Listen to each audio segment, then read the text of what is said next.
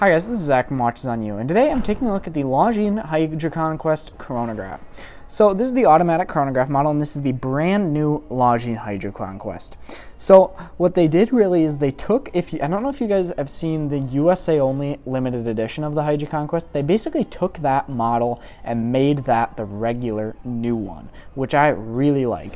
So on this, you're now getting a ceramic bezel insert, which is fantastic. The bracelet is much higher quality, polished sides, polished center link, feels much nicer, much more comfortable, much smoother. There are no sharp edges. The clasp, still solid bar clasp. You do still have kind of a pressed metal main clasp here, which I think would be better to have a thicker one, but that's all right. So at this price point, the diver's extension pressed metal too. Again, the fact that we're still getting a diver's extension at this price is still pretty good. I wouldn't really hit too much on this clasp, as even Breitling does their clasps like this still on plenty of their watches. So it still is fairly common to see other watches around this that will have that clasp. But the bracelet, I think, is great. Very good job on the bracelet. So now let's go to the main case and the dial. So the main case is 41 millimeters. It's going to be, you can see it's a chronograph here, obviously. So at 9 o'clock, you have your running seconds. At 6 o'clock, you have your hour counter. And then at 3 o'clock, you have your 30-minute counter. And then you have a date between 4 and 5 o'clock. Now this uses the Longines caliber 688. That is the same caliber that they use also in their Longines Aviation Big Eye chronograph. The only difference here being this has a date.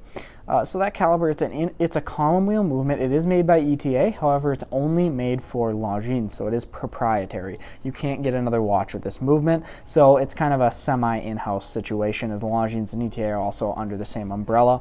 So it is a fantastic movement, though. It's great to see a column wheel at this price point. One thing, though, that I will say that's interesting is it does have a pusher to adjust the date on the side instead of having it with a crown position. I would have loved to see it with a crown position, but we'll take what they give us. So the action is great. Being a column wheel chronograph movement, it's going to be extremely smooth. If you felt column wheel versus cam, which is the typical kind, you'll definitely know what I'm talking about.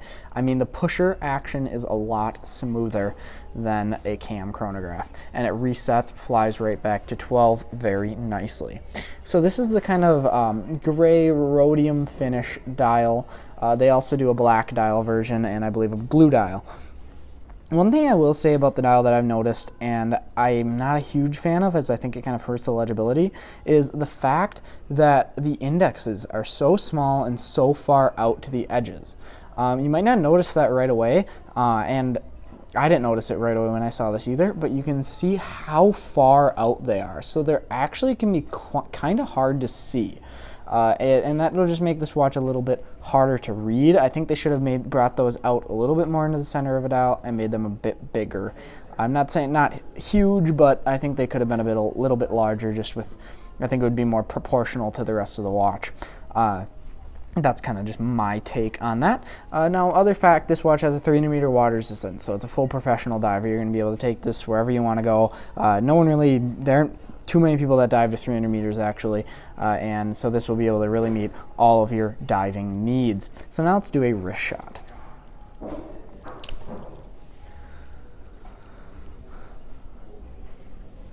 So on the wrist, this watch is quite large. It's 41 millimeters, which isn't too bad. 40 millimeters is my favorite, so it's not really that, but it is quite thick because it's going to be a chronograph and it's a dive watch. It's going to be a very thick timepiece, so that's something to take note of. I have about a 7-inch wrist, so take that for reference.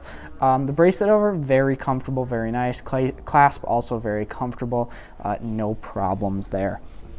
So this watch comes in at a price of $2,450 brand new. And I think that price, it's going to be a bit more expensive than the original, the past model. However, you're getting so many upgrades here that I think that this actually competes with any of the other diver chronographs in that price range, and there aren't actually too many, as some are still going to be quartz.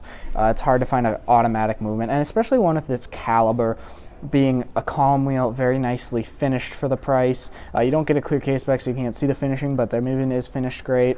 I think ceramic bezel, you're getting that. So I think this watch does offer great value, and I'm very happy that Longines did such a good job on the new HydroConquest and really upped the quality of the timepiece. So I'd like to mention that this watch was lent to us by JB Hudson Jewelers for the purpose of this review. I'll be leaving a link in the description to their website if you'd like to inquire about purchasing this timepiece or see all the other watches in their collection. I'll also be leaving a link in the description to our channel Amazon store, where we have some of our favorite watches and watch accessories on Amazon, and anything you purchase on there helps support the channel. So thank you guys for watching this video. Remember to like, subscribe, and share. Thanks.